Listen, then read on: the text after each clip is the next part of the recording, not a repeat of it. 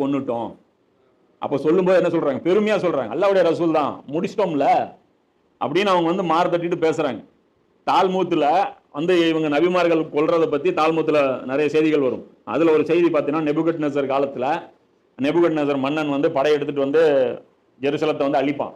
அழிக்கும் போது அங்க பலிபீடம் இருக்கும். இந்த பலிபீடத்துல தான் குர்பானி. இப்ப இங்க மக்கால எங்க பலிபீடம்? மினால இருக்கு. மினால வச்சுதான் குர்பானி கொடுக்கணும். அது மாதிரி யூதர்களுக்கு வந்து அதுக்குன்னு ஒரு பலிபீடம் இருந்து அங்க வச்சுதான் அவங்களுக்கு குர்பானி கொடுக்கணும். அப்ப அந்த குர்பானி கொடுக்குற இடத்துல பாத்தீங்கன்னா இவங்க என்ன பண்ணி வச்சிருக்காங்கன்னா, நபியா அறுத்து குர்பானி கொடுத்து வச்சிருக்காங்க. யாரு? ஜக்கரியா நபிய. ஜக்கரியா நபின்னு நிறைய நபி இருந்திருப்பாங்க போல. இவர் ஒரு பேர் கொண்டு, ஜக்கரியா பேர் கொண்ட ஒரு நபி. இவரை வந்து கொன்னு அந்த இடத்துல வந்து பாத்தீங்கன்னா ஒரு அம்பு வச்சு அடிச்சிருக்காங்க. அந்த அம்பு சீறி பாஞ்சு செவுத்துல சொருவிட்டு நிக்குது. என்னப்பா இந்த அம்பு நிக்குது அப்படின்னா, இதுதான் ஜக்கரியா நபியை நாங்க கொன்னோம். ஏன் கொன்னோம் அப்படின்னா, எப்ப பாரு எங்களை குறை சொல்லிட்டே இருந்தாரு.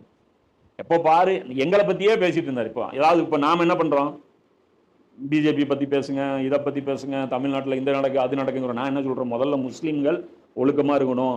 நாம ஒழுங்கா இருந்தாதான் அடுத்தவங்களுக்கு கேள்வி கேட்கறதுக்கே நமக்கு தகுதி வரும். நம்ம இன்னைக்கு என்ன தகுதியை வச்சு நம்ம கேட்க முடியும்னு சொல்லும்போது இவங்களுக்கு என்ன ஒரு சலுப்பு இருக்கு. அதனால என்னங்கிறேன், என்ன எப்ப பாரு நாங்க சரியில்லை, நாங்க சரியில்லை, நாங்க சரியில்லை, இதுவே பேசிட்டு இருக்கிறீங்க. எவ்வளவு விஷயங்கள் எங்களுக்கு பிரச்சனைகள் இருக்கு. அந்த பிரச்சனைகள் அது எல்லாமே துனியா சார்ந்த விஷயம், புரியுதா? அது அப்புறம் வந்து சரி பண்ணலாம். முதல்ல நாம சரி பண்ண வேண்டியது நம்முடைய ஈமான. அது வந்து இவங்க என்ன பண்றாங்க அப்படின்னா, அல்லாஹ்வுடைய ரசூலை நாங்க கொன்றோம்னு இவங்க ஸ்டேட்மெண்ட் கொடுக்குறாங்க. அது பெருமையா நினைக்கிறாங்க. அப்ப அந்த அறியாமையில பல லெவல்கள் இருக்கு. ஒருத்தன் அறியாமையில ஒரு தப்பு பண்றான், இது ஒரு லெவல். அந்த தப்பு பண்ணிட்டு வருந்துறான், இது ஒரு லெவல். அதை சரி செய்யணும் அப்படின்னு யாராவது அட்வைஸ் பண்ணா அவன் என்ன பண்றான்? ஆமாங்க தப்பு தான், இனிமே திருத்திக்கிறேன். அல்லது அமைதியாவது கேட்டுக்கணும், ஆமா நீங்க சொல்றது கரெக்டு தான், நான் தப்பு பண்ணியிருக்கேன், நீங்க உபதேசம் பண்ணுங்கன்ட்டு. இப்போ உபதேசம் பண்றவங்களை போட்டு தள்ளுறதுங்கிறது எவ்வளவு கேடுகட்ட ஒரு குணம். இது உச்சகட்ட குணம். அப்போ இந்த குணம் ஒரு சமுதாயத்திட்ட வந்துருச்சுன்னா அது இனிமே உருப்படாது. அது அதோடைய கிளைமேக்ஸ் வந்துருச்சுன்னு அர்த்தம். இன்னைக்கு அந்த கிளைமேக்ஸ்ல யார் இருக்கா?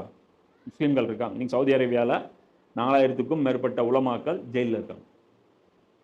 புரியுதா? இஸ்லாத்துக்கு மாற்றம். நீ பாடகர்கள், பாடகிகள், அவங்களுக்கு ஃப்ரீடம் கொடுக்கப்பட்டிருக்கு.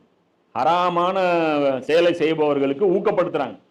ஹக்கை எடுத்து பேசுனா அந்த ஆலிம்களை என்ன பண்றாங்க? ஜெயில தூக்கி போடுறாங்க. இப்போ இது வந்து ஒரு உம்மத்துடைய கெட்ட கேரக்டர் இருக்குல்ல, அதோடைய உச்சகட்ட கேரக்டர் என்னன்னா, அந்த உம்மத்துக்கு உபதேசம் பண்றவங்கள காலி பண்றது. அப்ப அல்லாஹ் வந்து அந்த தப்புக்கு ஒரு ஆள் அனுப்பும் போது இவங்க பாத்தீங்கன்னா ஒவ்வொரு காலகட்டத்திலையும் ஒவ்வொரு நபிமார்களையும் ஒவ்வொரு டார்ச்சர்